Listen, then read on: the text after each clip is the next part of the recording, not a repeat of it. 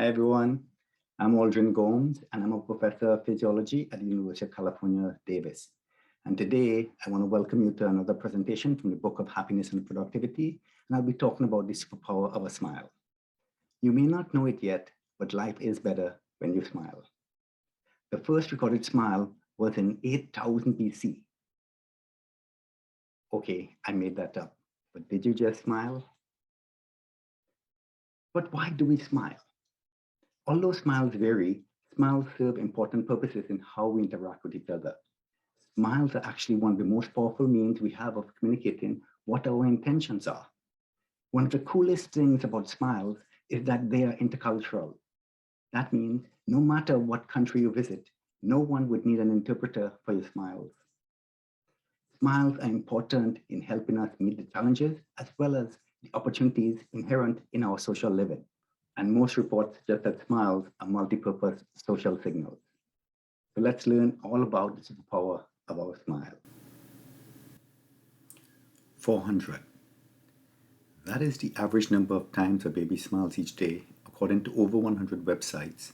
Many of them are dental websites. That works out to about one smile every 4 minutes. However, I could not find any peer-reviewed publications to support this. Yes, not a single publication I can find supported this. It seems that many people quote this based on websites that have no reference. Hence, I label this as an urban myth. So let's get rid of this unverified information. So, how often does a baby actually smile each day? We don't know. Some studies on laughter show that babies interacting with their parents can laugh up to 18 times an hour. Based on this reference and others, I estimate that babies laugh around 100 times a day. However, this is only an estimate based upon limited data. What we do know is 62. This is the average number of times a woman smiles each day. This turns out to be about one smile every 23 minutes, if you take into account adults smiling during their sleep. Yes, adults can smile during their sleep. However, you shouldn't go and look at your family members or friends while they sleep. That'll just be very creepy. 8. That's the average number of smiles by a man each day. Wow, only 8? Come on guys, we can do better than that. Okay, don't worry, it's not as bad as it looks. We may conclude from this that babies smiles much more often than adults. However, we have to be careful as studies are limited and inconsistent, and most experiments on adults are done by asking people to record how many times they laughed or smiled during the day, while baby experiments are done by actively recording how many times the baby smiles or laughs.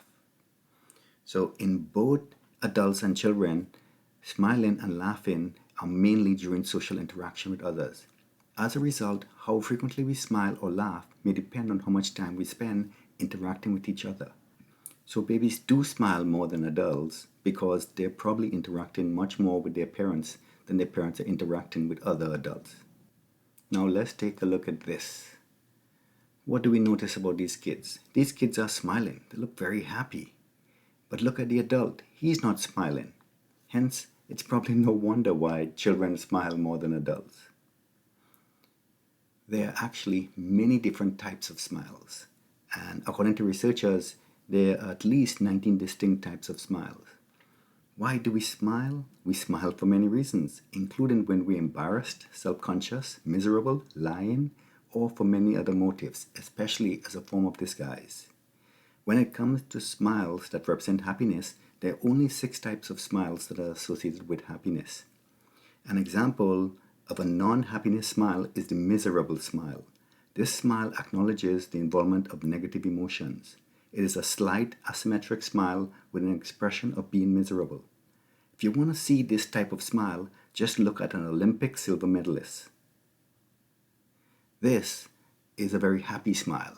This is the Duchenne smile, which is the best studied smile, and this is the gold standard for smiling. Probably the most famous painting is the Mona Lisa. What type of smile do you think the Mona Lisa is doing in that painting? It's been said that the Mona Lisa is doing a flirtatious smile in the famous painting.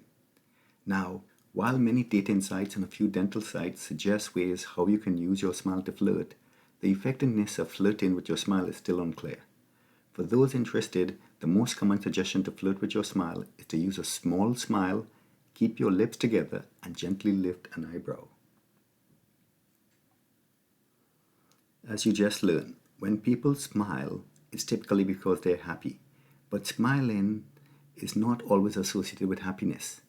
But the good news is that smiling, even when you're not happy, seems to be beneficial. Think about this.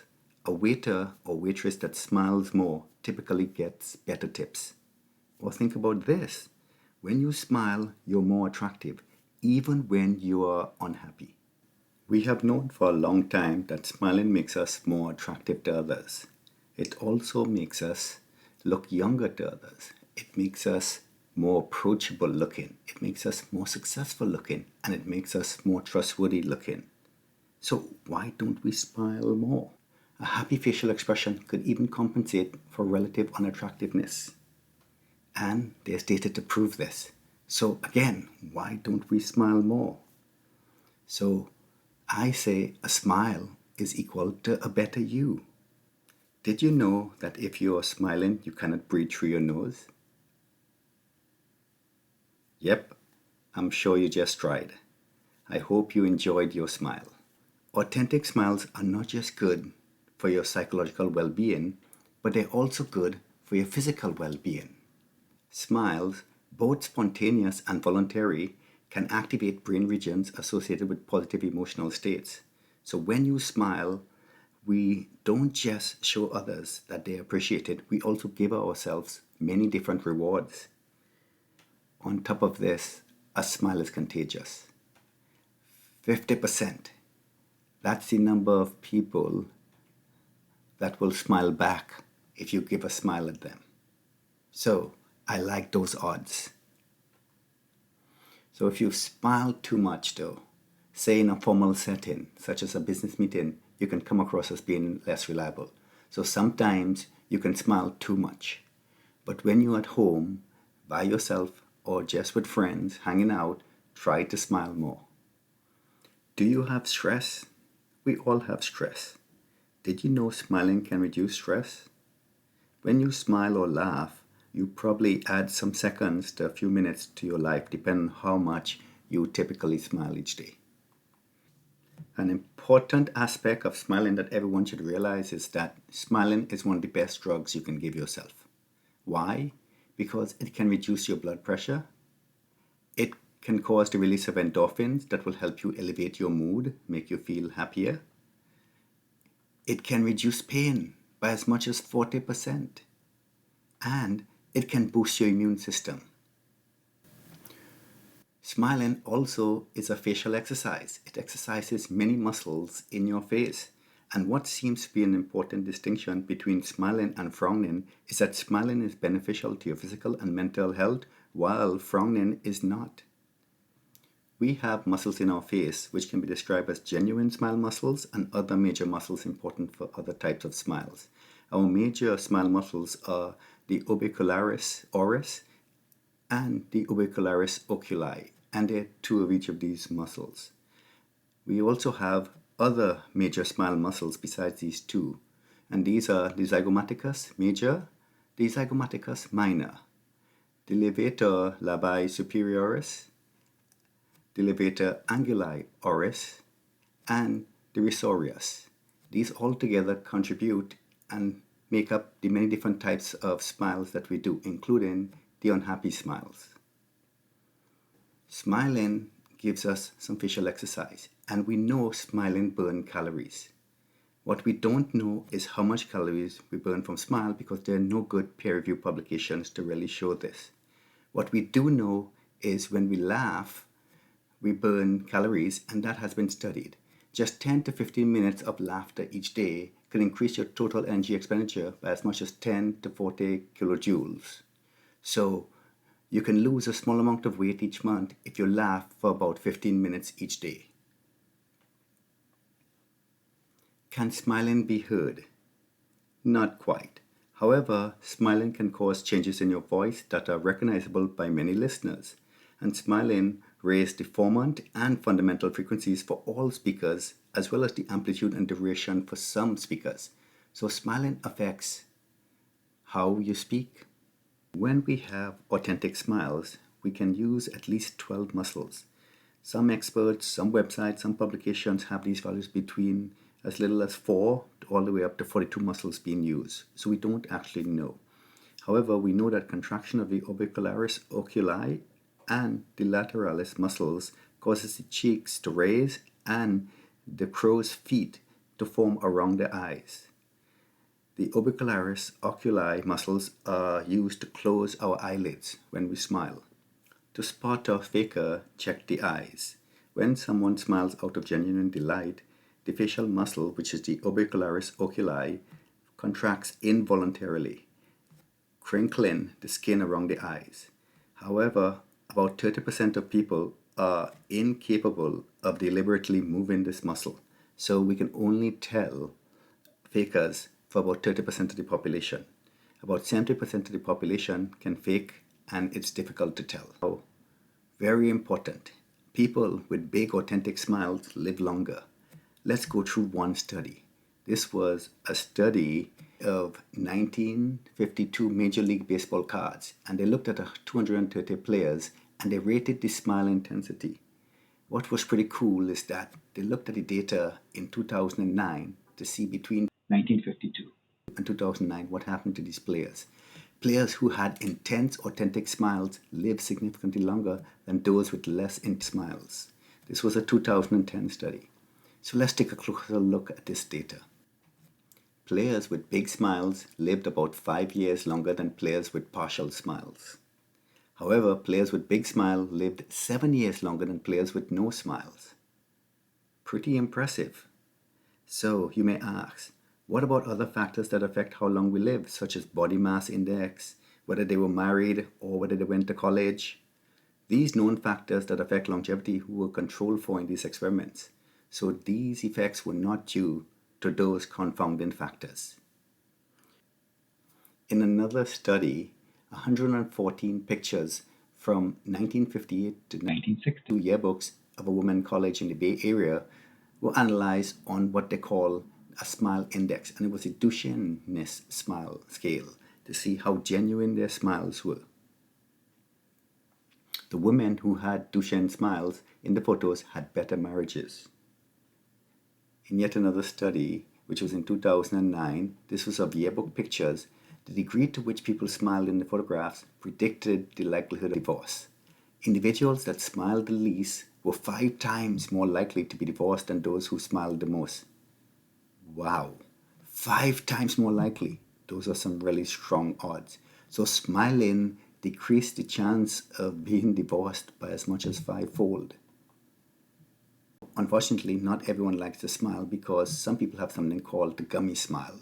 And these are smiles that show more of the gum than you would like. This is clinically called excessive gingival display. About 10% of 20 to 30-year-old adults have gummy smiles. The good news is that there's treatment for this. So I advise anyone that have gummy smiles to get treated because we want your awesome smiles in this world. Do you love animals? You may be surprised to learn that animals can also smile. However, they don't generally smile like us. So let's take a look at cats, since everyone loves cats. Smiling using eyes is an important part of a cat-human relationship.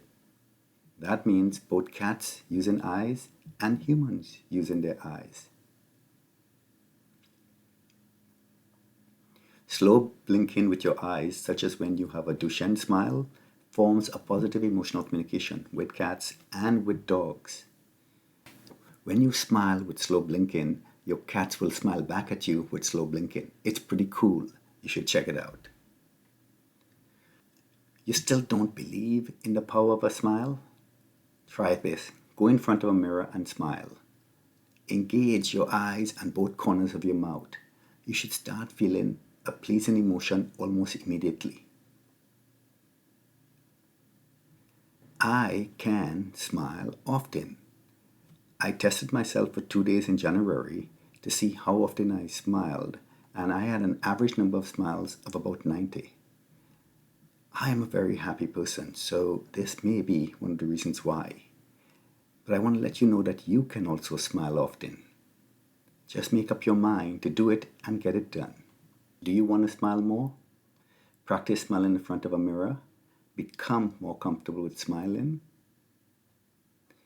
Before you talk with someone on the phone or in person, remember an occasion that gave you significant happiness, so you're more predisposed to smiling. Practice smiling with your family members more. And now that you're ready, show the world your smile. We want it and we need it. If I haven't convinced you yet, this should. People who smile more earn more money. So let's get to it. Yes, I have data for that. It has been published. So why smile when we're wearing masks? Even with masks on, we can recognize genuine smiles. Remember, we can see your eye muscles.